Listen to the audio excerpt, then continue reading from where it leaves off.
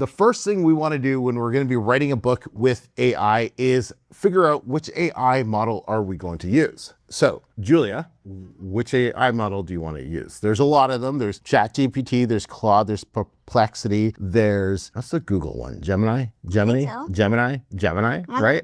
I believe so. It says Ask Gemini on the Google Chrome, so it's definitely Gemini. So there's a lot of them. So I know you've used a couple. Yeah. Which one do you want to use today for this video? I think I want to use Claude. Okay.